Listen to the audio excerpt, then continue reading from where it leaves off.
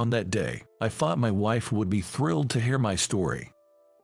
But she clearly stated, "Going together is impossible." Since we started living separately, she has become more lively. She even wears clothes I've never seen before in front of me. I couldn't help but start suspecting her actions, and eventually, I took such drastic measures. Witnessing a side of her I never knew. My name is John. I just turned 50 last month. I may not be at an age where congratulations are expected, but my wife, Susan, prepared a feast, and our children surprised me with gifts to celebrate. Blessed with such a wonderful family, I truly am lucky.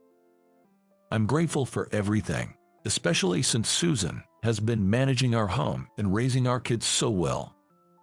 We met at work and dated for 2 years before we got married. She wanted to keep working for a while, and did, but after finding out she was pregnant, she reluctantly quit her job because I wanted her to stay at home. The belief that the wife should manage the home and the husband should earn for the family might be old-fashioned, but I just can't seem to change that mindset. Susan seemed to understand and never complained. So, I thought she agreed with it. But that was just my assumption. I created an atmosphere where she couldn't voice her opinions, and maybe I just convinced her to agree with me. And I was under the illusion that our family was harmonious. After that, Susan gave birth to our son, Tyler, and 3 years later, our daughter, Lily, was born. In my career, I was given important responsibilities, leading a life that could be described as smooth sailing. I had subordinates at work who relied on me. I was competent in my job and enjoyed riding my motorcycle on weekends. I took pride in being a capable man. Once both kids started elementary school, Susan expressed her desire to work again during school hours. Considering she had wanted to continue working even after marriage, it's possible that the decade she spent as a stay-at-home mom, from Tyler's pregnancy to Lily's elementary school years, felt suffocating. However, back then, I couldn't understand her feelings. "You want to work. Isn't my salary enough? We'll need more money as the kids start taking lessons and such." "That's exactly why I want to work, so I can fully support what they want to do," she said with sparkling eyes. But back then, I failed to notice that spark in her eyes and ended up saying, "Susan doesn't need to worry about money. I learn enough, and you just need to support what the kids want to do." I couldn't bend my policy of providing for my wife and children. It never occurred to me that Susan wanted to work for reasons other than money. Perhaps understanding my stance or simply being dismayed by it, Susan swallowed her words about wanting to work and never mentioned it again. That didn't mean our marriage was falling apart. We would go out as a family on weekends and take trips during long holidays. I thought we were a happy family.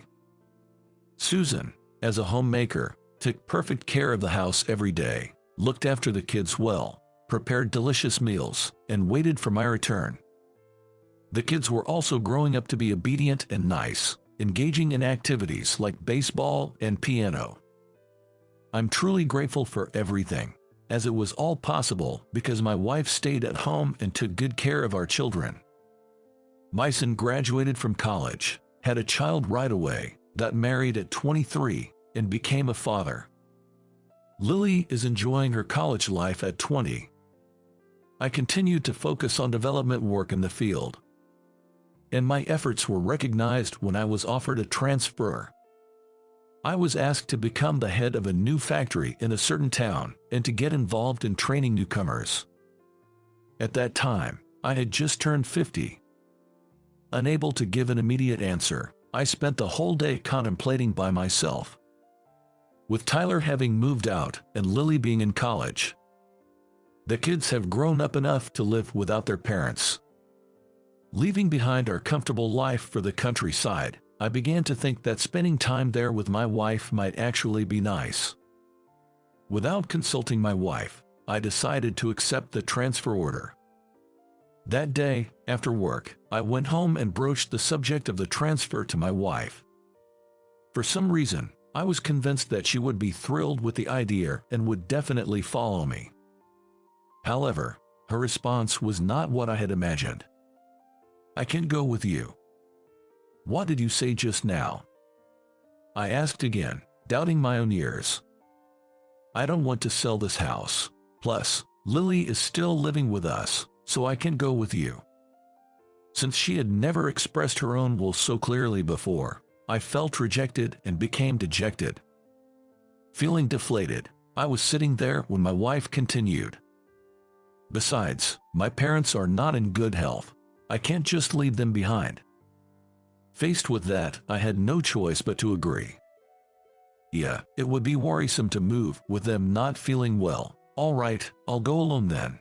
I'll come back on weekends." "That sounds good. I'll prepare a feast for you on weekends," she said, softening her previously tense face into a smile. Having always agreed with me before, her sudden opposition made me start to feel a slight distrust towards her. The following month, I went alone to the site of the new factory, marking my first solo assignment. Initially, as the construction was still underway, I worked from a makeshift prefab office, handling training and other operational tasks. During that time, I spent my weekends returning home to my waiting wife and daughter. As the factory got busier and completion neared, my trips home became less frequent, sometimes every 2 weeks or once a month. One day, I decided to return home unexpectedly, without informing my wife. "I'm home," I announced as I opened the front door, only to find the entrance cluttered with bags and cardboard boxes from deliveries, which was unusual for my tidy wife, and shoes scattered about. Are you back today?" she asked in a flustered manner, starting to tidy up the entrance. "I just thought I'd come home since work has slowed down a bit, but what's with this mess?" I inquired, concerned about her well-being. "Sorry, I caught a cold and have been bedridden," she said with a wry smile. "Are you okay? Don't push yourself too hard." "Thank you, I haven't been shopping, so how about we eat out today?" she suggested. We decided to go out for a meal. However, when she returned after changing, I was surprised to see her in a long skirt, a departure from her usual pants, and carrying an unfamiliar bag. "Wow, you've changed your style. It's been a while since I've seen you in a skirt." "Do you think so? This is a hand-me-down from Lily. She said she didn't need it anymore, so I decided to wear it," she replied nonchalantly. I wanted to believe her, but the distrust that had arisen when she refused to move with me resurfaced, and I began to doubt her. I thought about confirming with Lily but didn't want to involve her in our marital issues, so I remained silent. Even after returning to my assignment, the thought of my wife changing worried me, affecting my work. It was unimaginable that my wife, who always cared for and worried about me, could be paying attention to another man. I didn't want to imagine, let alone believe, that she could betray me. Yet, contrary to my feelings, I found myself imagining scenarios of what if. As I became more distracted, I was reprimanded more frequently. Realizing I couldn't fulfill my role as a manager, I decided to take some leave, return home without telling my wife, and confront her directly. I took a day off on Friday and planned to use the weekend to return home. Leaving early in the morning, I arrived near our house around 9 a.m.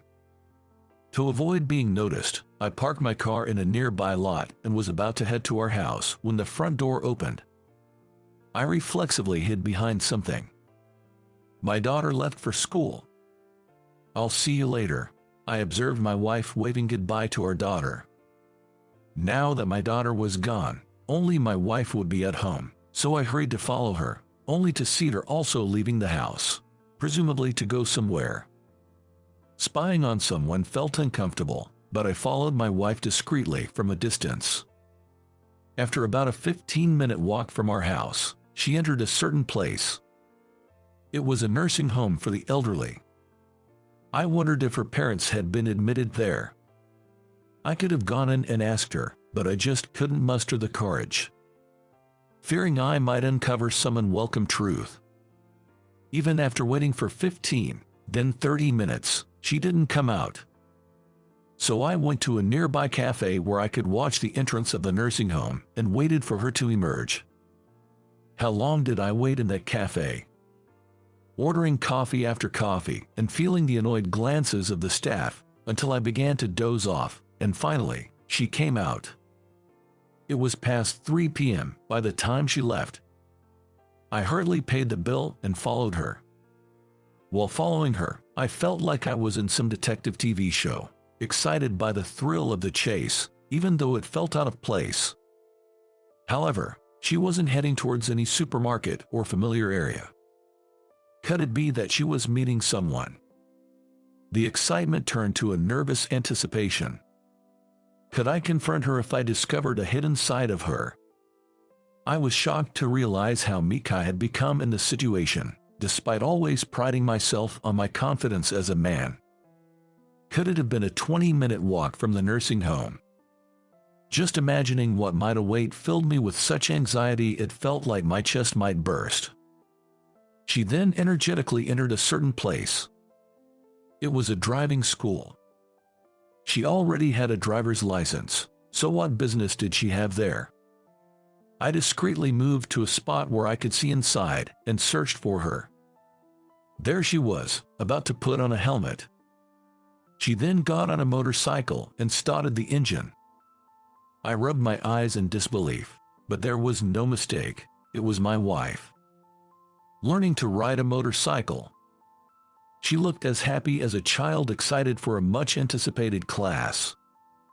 I felt deeply saddened that she had kept this a secret from me. Dejected, I walked back home. Upon opening the door, I found my daughter had already returned. "Dad, what's up? Did you take the day off work?" she asked, surprised to see my dispirited demeanor. "Yes, I took a day off. Hey, did you know that your mom was working?" "Ah, you should ask Mom directly. I have a part-time job now, so I'm heading out," she said, waving goodbye before leaving. I sat on the living room sofa, reminiscing about the sight of her working and taking motorcycle lessons. She always smiled at home, but the smile I saw today while she was working and learning to ride was different. It seemed to radiate from within. The traditional belief that men should provide and women should take care of the home had been my way of life, but I began to wonder if it had been too restrictive for her. I wanted to avoid burdening her with housework, childcare, and a job. But upon reflection, I realized that if I had taken on half the household duties, she could have pursued work without it being too much of a burden. Seeing her so vibrant and alive outside the home made me realize that what I had been doing might have been more of a hindrance than a help. Lost in these thoughts, I didn't even notice the living room darken as the day turned to night. Then, I heard the sound of the front door unlocking. In the dark room where no one was supposed to be, my wife noticed my presence and let out a scream like cry. Yikes! Whoa, what's wrong? I hadn't even realized I had startled my wife and approached her, speaking up. "Is that you? What are you doing in such a dark room?" She turned on the light and looked at me. Sorry, just lost in thought. Mind sitting here for a bit?" I encouraged my wife to sit on the sofa. "But I have to prepare dinner. Does it have to be now?" My wife hurriedly stored the groceries in the fridge and reached for her apron to start dinner. "Can you sit here instead of making dinner?" At my words, she stopped reaching for her apron and finally sat down opposite me. "Susan, I'm sorry." What for? What are you apologizing for?" "I had someone follow Susan today." "You followed me?" "Yes, walked from the morning to the nursing home, left there after 3 p.m., and then walked to the driving school." She looked a bit sheepish upon hearing my story, but soon laughed and said, "You caught me in everything." She said it in a childlike manner.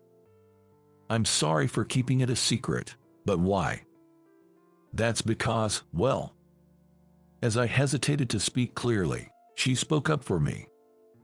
You thought something was fishy because I didn't want to move with you for your job transfer, right?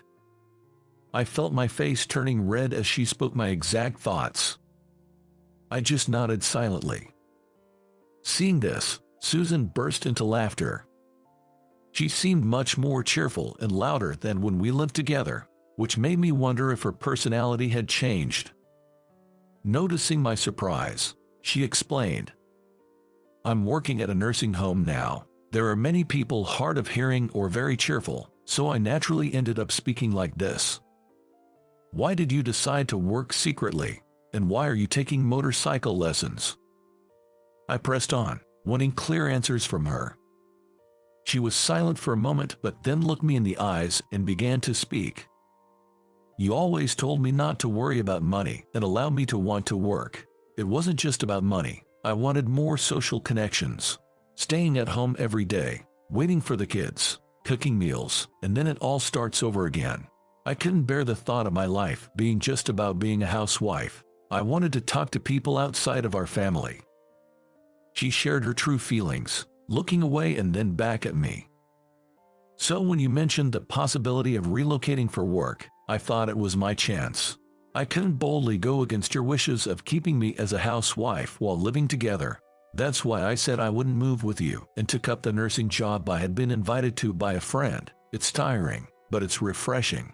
It makes me feel alive. And then, one thing led to another, and I thought I'd get my motorcycle license. You were interested in motorcycles. The first time I rode a motorcycle was with you. I always enjoyed the wind on my back when I rode with you. But then I thought, shouldn't I be more than just protected by you all the time? I want to be with you for a long time and enjoy your hobbies too. Every time you went on a bike ride, I wished I could share that joy with you. So that's how it was. I had it all wrong.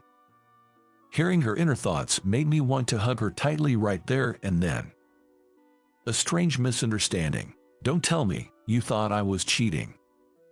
She laughed off my embarrassed demeanor, finding it funny.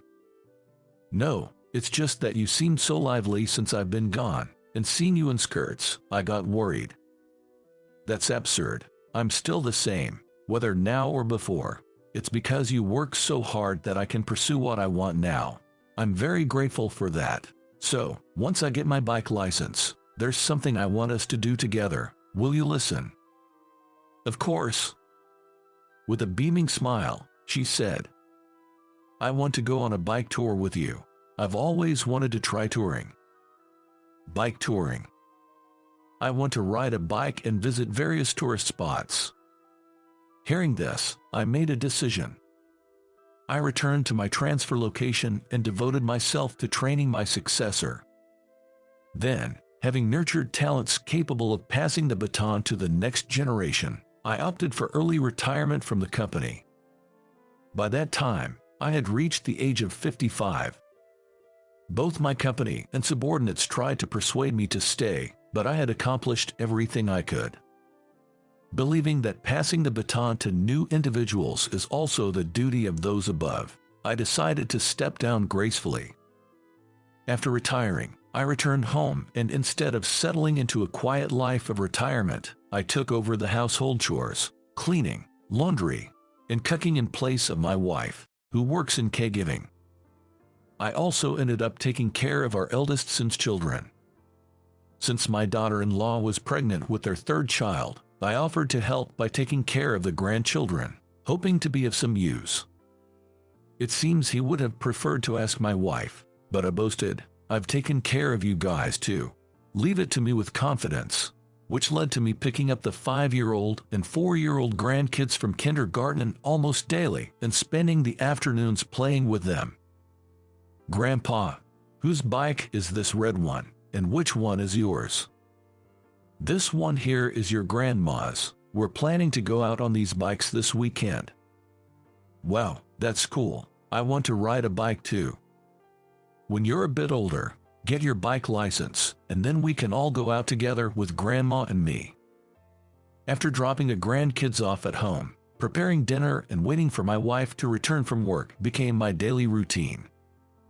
Now, I can fully understand her desire to stay connected with society. If I could, I'd tell my younger self, understand what your wife is feeling. Support her as she shines. That's why I keep telling my son, almost naggingly, consider your wife's feelings. It's your duty as a husband to support her. I might be the last person to say this, but it's something I learned from the most important person in my life. Now, what about making some pudding for the grandkids' snack tomorrow? Imagining their happy faces, I felt excited about the start of my second